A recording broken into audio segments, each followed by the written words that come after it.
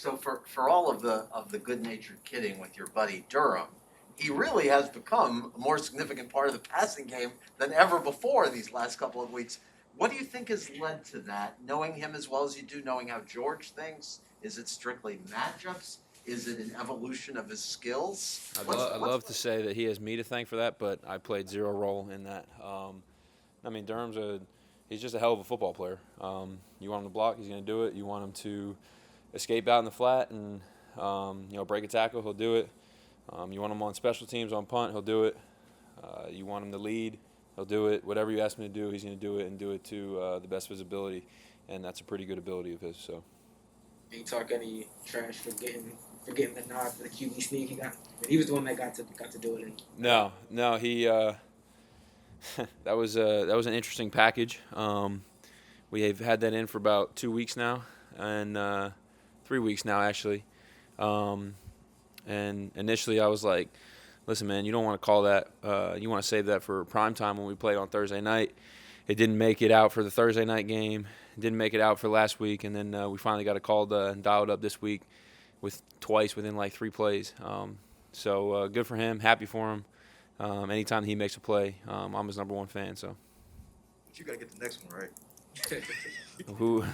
I'm not lobbying for snaps under center. Although Durham, now unfortunately, I tried to warn Chris and everybody last week, get this man his money, because now he can start demanding quarterback money. So that's now an issue in this organization. There's not going to be enough money to go around. So. Mike, regarding Tua's ball placement, he was number 2 in the league in completion percentage. How would you describe his accuracy? I mean, his accuracy is great. I don't know why this just flashed back to me, but I remember after the Chicago preseason game, I remember talking about his accuracy back then, before a lot of people were talking about it now. I remember he hit me on a 3rd down in a preseason game, and he put it low and away where only I could go get it. And, I mean, it's just those kind of throws that he makes, and now you see it. I mean, I think the other day he was like 28 of 31. Like, he's gonna throw a very catchable ball, and he's gonna make the job easy for his receivers. So love playing with him, and a lot of guys are making plays because of where he's putting the ball. That seems like a very situational throw. Can you work on that, or is that just kind of feel the game in the moment? So it's really the moment, because you don't know. Like, you'd assume you know how they're going to play things and stuff, but at the end of the day, once you get out there, all that film study, all the preparation, everything that goes into it just puts you in that position to kind of have a better understanding of what's going to happen, but they're allowed to do whatever they want out there. So he has a great feel of where defenders are and, how to throw people open and, get a ball in a tight space. So that's just a credit to him and his arm. You guys have been clicking very well even without Devontae Parker. What kind of a resource do you think he's able to be? Yeah, I mean, Devontae's obviously a, elite receiver in this league. He can make plays downfield, can make contested catches. So to add another guy like that into the mix, I think you guys all know what Devontae's capable of, so would love to have him back out there.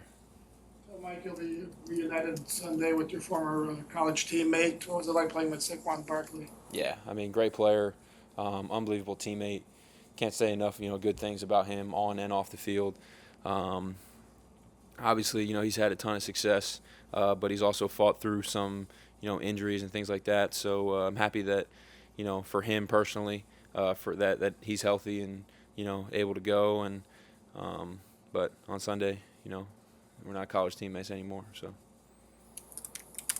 Mike, you chose for my cause, my cleats, that state Thon. Yeah. It's your nonprofit. Can you talk about it? Yeah, so it's an organization called Thon.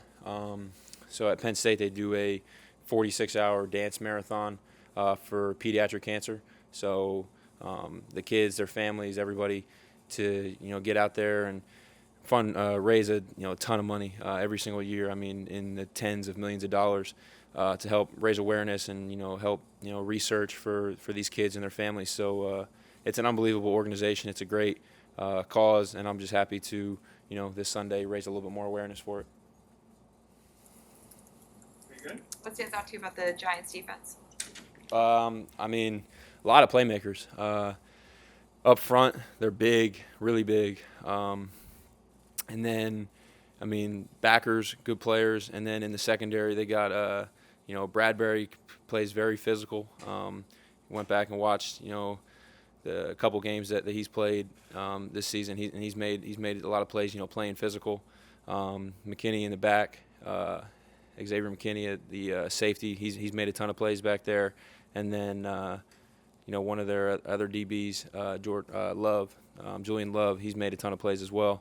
So they got guys across the board that can make plays, and also with Patrick Graham being over there, he was here in 2019. So overall his philosophy and how he wants to play. So the thing that they're going to be ready to play.